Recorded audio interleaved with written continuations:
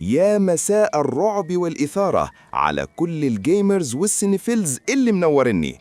النهاردة إحنا قدام تحفة فنية كورية، مش مجرد فيلم زومبي وخلاص، لأ، إحنا قدام ترين تو بوسان أو قطار إلى بوسان.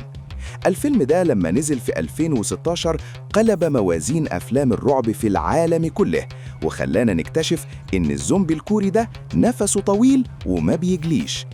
النهاردة أنا جاي أحرق لك الفيلم حتة حتة وأشرح لك الحاجات اللي تاهت منك في النص، ونشوف إزاي رحلة قطر مدتها ساعتين تحولت لملحمة تضحية ووجع قلب. البداية لما الإهمال يقلب لعضة. الفيلم بيبدأ بمشهد هادي ومريب في نفس الوقت. عربية بتعدي على منطقة حجر صحي. سواق العربية بيخبط غزال، بينزل يشوفه يلاقيه ميت، يركب عربيته ويمشي. فجأة الغزال ده بيقوم تاني وعينيه بيضة تماماً. مبروك يا وحش، انت شفت أول زومبي في الفيلم. هنا بنتعرف على بطلنا سوك وو، لعب دوره العبقري كونغ يو، وده راجل مدير استثمار ناجح جدا بس أب فاشل بامتياز. حياته كلها أرقام وبورصة، وعلاقته ببنته الصغيرة سوآن منهارة. البنت كان نفسها تروح لمامتها في مدينة بوسان عشان عيد ميلادها، وتحت ضغط الذنب الأب قرر ياخدها ويركب القطر المتجه لبوسان الصبح بدري. المخرج هنا بيوريك التباين بين العالم الأناني بتاع سوك وو، عالم الفلوس والمصلحة، وبين العالم اللي هيواجهه جوه القطر، حيث الأنانية هي اللي هتقتلك. الصعود للقطر والراكب إكس. القطر بيتحرك والناس بدأت تستقر. عندنا تشكيلة بشرية غريبة. سانغ هوا، الرجل العضلات الشهم اللي معاه مراته الحامل. يونغوك، ولد مراهق مع فريق البيسبول بتاعه. يون سوك، مدير شركة نقل. وده بقى الشرير البشري في الفيلم، رمز الأنانية المطلقة. وقبل ما القطر يقفل أبوابه بكسر من الثانية، بتنط بنت مصابة في رجلها. البنت دي هي الشرارة. بتبدأ البنت تتحول وتهاجم أول مضيفة تقابلها، ومن هنا بتبدأ حفلة الدم. الزومبي الكوري ليه هو مرعب؟ خليني أشرح لك ليه الزومبي هنا مختلف. في الأفلام الأمريكية القديمة الزومبي بيمشي محلك سر وممكن تسبقه وانت بتتمشى، لكن في ترين تو بوسان السرعة، بيجروا كأنهم في أولمبياد. العمل ليلي، ما بيشوفوش في الظلمة، بيعتمدوا على السمع بس، ودي نقطة عبقرية استخدمها الأبطال بعدين. التحول اللحظي، العض ما بياخش وقت، الدم بيفور والتحول بيحصل في ثواني. الصراع في العربات، قانون الغابة. العدوى بينتشر زي النار في الهشيم. القطر بقى عبارة عن نصين، نص زومبي ونص بني أدمين بيحاولوا يقفلوا الأبواب. في اللحظة دي بنشوف أول صدام بين سوك وو الأناني وبين سانغ هوا الجدع.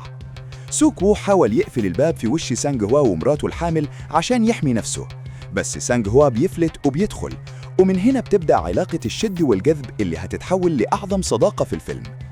الجيش الكوري بيبلغهم إنهم هيقفوا في محطة دايجون عشان يتم إنقاذهم.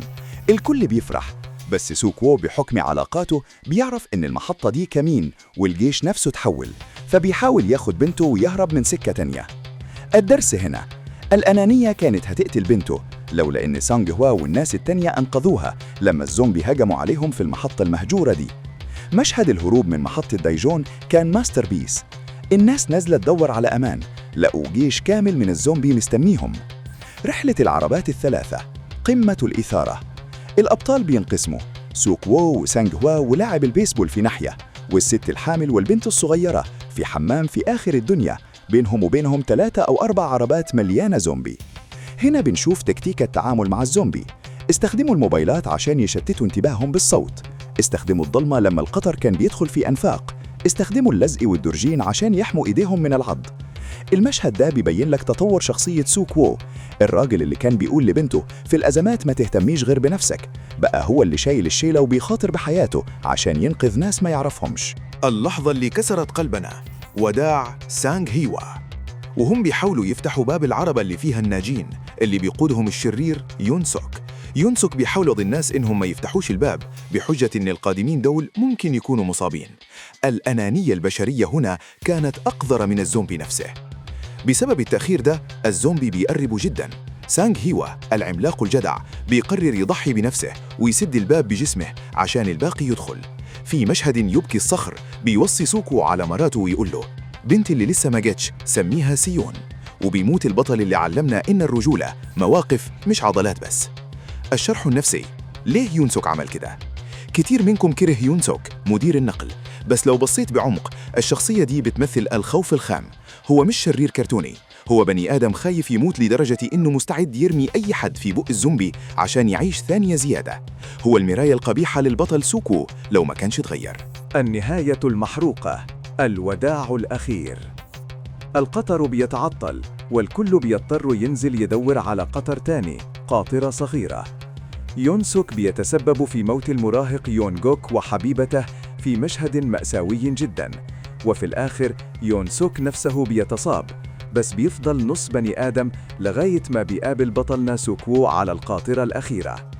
بيحصل عراق فوق القاطرة، سوكوو بينجح يرمي يون سوك بعيد، بس للأسف سوكوو بيتصاب، بيتعض في إيده. هنا وصلنا للنهاية اللي خلت العالم كله يعيط. سوكوو بيعرف إنه ساعته جت، بيقعد مع بنته سوآن والست الحامل، بيودعهم بدموع، وبيفتكر أول مرة شال فيها بنته وهي لسه مولودة. اللحظة دي هي التطهر الكامل للشخصية. الأب اللي ما كانش عنده وقت لبنته ادالها حياته كأغلى هدية. بيسيبهم وبيروح يقف في آخر القاطرة، وبنشوف ظله وهو بيقع، بيموت وهو مبتسم لأنه أخيراً عمل حاجة صح. المشهد الأخير، النجاة بالصوت. سوآن والست الحامل بيوصلوا لنفق في بوسان. الجيش واقف ورا السواتر ومستعد يضرب نار، لأنهم مش عارفين دول زومبي ولا بني أدمين، الدنيا ضلمة. القناص كان خلاص هياخد أمر بالضرب، لكن فجأة سوآن بتبدأ تغني الأغنية اللي كانت عايزة تغنيها لباباها في حفلة المدرسة، أغنية حزينة بصوت مهزوز. الجيش بيعرف إنهم بني أدمين لأن الزومبي ما بيغنيش، وبيروحوا ينقذوهم، وبتخلص الملحمة على صوت بكاء البنت اللي فقدت باباها بس كسبت حياتها. حاجات ما خدتش بالك منها في الفيلم. رمزية القطر. القطر هنا هو المجتمع الطبقي، العربيات الأولى للأغنياء والمديرين، والعربيات اللي ورا للعامة، وفي الآخر الزومبي ما سواش بين حد، الكل اتعض. أغنية البنت. الأغنية دي هي اللي موتت الأب عشان كان نفسه يسمعها، وهي اللي أنقذت البنت في الآخر. المشرد.